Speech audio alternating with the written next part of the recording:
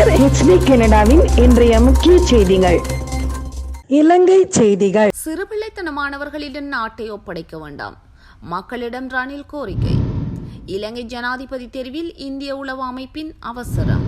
சிலிண்டரின் விலை 8000 ரூபாவிற்கு செல்லும், ரணில் எச்சரிக்கை. ஜனாதிபதி தேர்தல் காலத்தில் தென்னிலங்கை மக்களுக்கு ஏற்படும் அச்சம். 12 வருடங்களின் பின்னர் 420 ரூபாவாக உயர்ந்த ரூபாவின் பெறுமதி துர்ப்பாக்கிய நிலையாக கருதும் ரணில் தரப்பு. ஐக்கிய அரபு அமீரகத்தில் சட்டவிரோதமாக தங்கியிருக்கும் இலங்கையர்களுக்கு முக்கிய அறிவிப்பு. கனடாவில் நிரந்தர குடியுரிமைக்கு விண்ணப்பிக்க காத்திருப்போருக்கு வெளியான தகவல். சுவிட்சர்லாந்து மக்களுக்கு வெளியான மகிழ்ச்சியான செய்திகள்.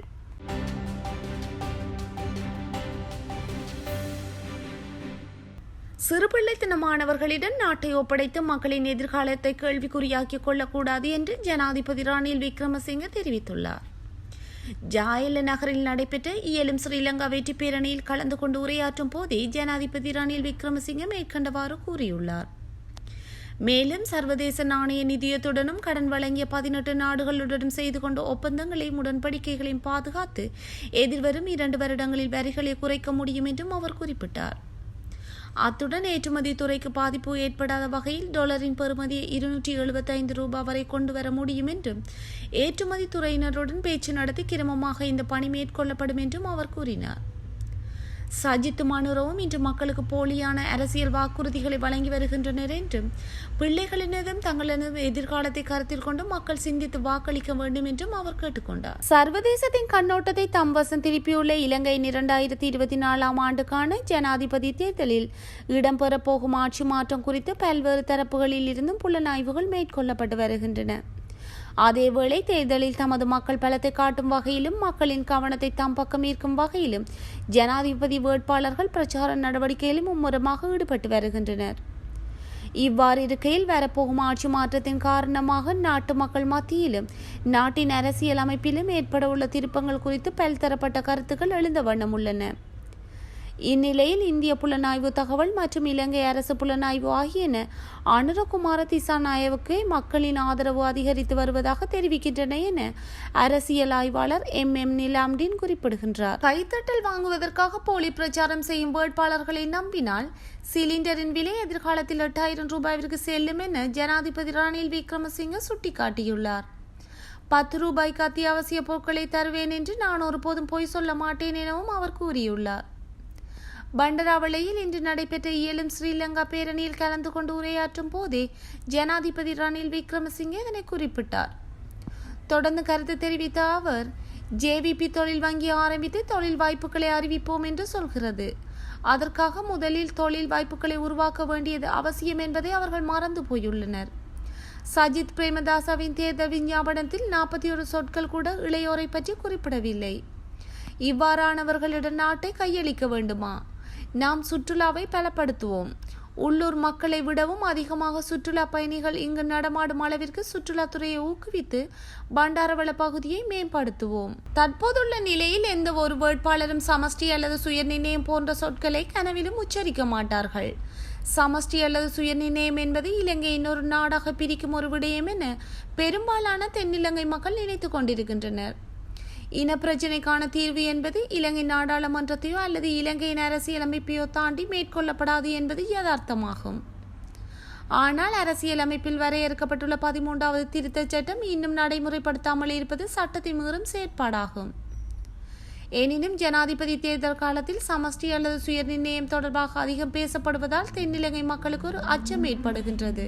யுத்தம் முடிந்து 12 வருடங்களில் டாலரின் பெறுமதி 420 ரூபாய் வரை அதிகரித்தது துர்ப்பாக்கிய நிலையாகும் என்று ராஜாங்க அமைச்சர் சாமர சம்பத் தசாநாயக்க தெரிவித்துள்ளார். பண்டராவளையில் நடைபெற்ற இயலும் ஸ்ரீலங்கா வெற்றி பேரணியில் கலந்து கொண்டு உரையாற்றும் போதே ராஜாங்க அமைச்சர் மேற்கண்டவாறு குறிப்பிட்டார். தொடர்ந்தும் தெரிவிக்கையில், அரசாங்கம் இலவசமாக பகிர்ந்த அரிசியில் புழு இருப்பதாக JVPயினர் போலி பிரச்சாரம் செய்கின்றனர். அவர்கள் போலன்றி ஜனாதிபதி ரணில் விக்ரமசிங்க நாட்டை கட்டியெழுப்ப பாடுபட்டார். பொருளாதார நெருக்கடியிலிருந்து நாட்டை மீட்டதால் நாம் தானாக முன்வந்து ஜனாதிபதிக்கு வாக்களிக்க வேண்டும். யுத்தம் முடிந்து 12 வருடங்களில் டாலரின் பெறுமதி 420 ரூபாய் வரை அதிகரித்தது துர்ப்பாக்கிய நிலையாகும். சஜித் பிரேமதாச காளி முகத்திடலுக்கு சென்ற போது மக்கள் அடித்து விரட்டினர். அனுரகுமார திசாநாயக்கவும் கனவிலும் தன்னால் நாட்டை பொறுப்பேற்க முடியாது என்று சொன்னார். ஐக்கிய அரபு அமீரகத்தில் சட்டவிரோதமாக தங்கியிருக்கும் மக்கள் நாட்டை விட்டு வெளியேற 2 மாத கால பொது மன்னிப்பு வழங்கப்பட்டுள்ளது. அக்டோபர் 31 வரை பொது மன்னிப்பு காலம் அறிவிக்கப்பட்டுள்ளதாக இலங்கை வெளிநாட்டு வேலைவாய்ப்பு பணியகம் தெரிவித்துள்ளது. நபர்களை பதிவு செய்தல், சுங்கம் மற்றும் துறைமுக பாதுகாப்பு அதிகார சபையினால் இந்த நடவடிக்கை எடுக்கப்பட்டுள்ளதாக தெரிவிக்கப்படுகின்றது. முதலாளியின் சட்டப்பூர்வ அனுமதியின்றி பணியிடத்திலிருந்து விலகி இருப்பவர்கள் மற்றும் செல்லுபடியாகும் விசா இல்லாதவர்கள் இந்த பொது மன்னிப்பு காலத்தில் அபராதம் அல்லது பிற சட்ட தடைகளுக்கு உட்படாமல் நாட்டை விட்டு வெளியேறவோ அல்லது சம்பந்தப்பட்ட விசா ஆவணங்களை சட்டப்பூர்வமாக செயல்படுத்தவோ வாய்ப்பு வழங்கப்பட்டுள்ளது. ஐக்கிய அரபு ராச்சியத்தில் சட்டவிரோதமாக தங்கியுள்ள இலங்கையர்கள் பொது மன்னிப்பு காலத்தில் தமது விசாக்களை சட்ட ரீதியாக ஏற்பாடு செய்வதற்கு அல்லது இலங்கைக்கு திரும்புவதற்கு தேவையான ஏற்பாடுகளை செய்யுமாறு இலங்கை வெளிநாட்டு வேலைவாய்ப்பு பணியகம் கோரிக்கை விடுத்துள்ளது. கனடாவில் நிரந்தர குடியுரிமை கோரும் வெளிநாட்டவர்களுக்கு கனடியன் எக்ஸ்பீரியன்ஸ் கிளாஸ் திட்டத்தின் கீழ் அழைப்பு விடுக்கப்பட்டுள்ளது. இந்த திட்டத்தின் கீழ் இப்போது நிரந்தர குடியுரிமைக்கு விண்ணப்பித்து அதற்கான அனுமதியினை பெற முடியும். கனடியன் எக்ஸ்பீரியன்ஸ் கிளாஸ் திட்டமானது கனடாவில் வேலை அனுபவம் கொண்ட திறமையான தொழிலாளர்களுக்காக உருவாக்கப்பட்டது. 2024 ஆகஸ்ட் 27 கனடியன் எக்ஸ்பீரியன்ஸ் கிளாஸ் திட்டத்தின் கீழ் எக்ஸ்பிரஸ் என்ட்ரி அமைப்பின் மூலமாக 3300 நபர்களுக்கு அழைப்புகள் அனுப்பப்பட்டன. இந்த அழைப்புகளில் CRS மதிப்பெண் 507 இருந்தது. இதற்கு முன் 2024 ஆகஸ்ட் 14 3200 நபர்களுக்கு அழைப்புகள் அனுப்பப்பட்டன. நிரந்தர குடியுரிமைக்கு தகுதியாவதற்கு முன்னர் குறைந்தபட்சம் 1 வருடம் முழுக்கால அல்லது சமனான பகுதி நேர வேலை அனுபவம் பெற்றிருக்க வேண்டும். இதே வேலை அனுபவம் கனடாவில் தற்காலிக குடியுரிமை நிலையில் இருக்கும் போது கிடைத்திருக்க வேண்டும். சுவிட்சர்லாந்து அரசு தன் குடிமக்களுக்கு 2 மகிழ்ச்சியான செய்திகளை வெளியிட்டுள்ளது. இதன்படி சுவிட்சர்லாந்தில் 2025 ஆண்டு முதல் முதுமை மற்றும் இயலாமை ஓய்வூதியம் 2.9% அதிகரிக்க உள்ளதாக தெரிவிக்கப்படுகிறது.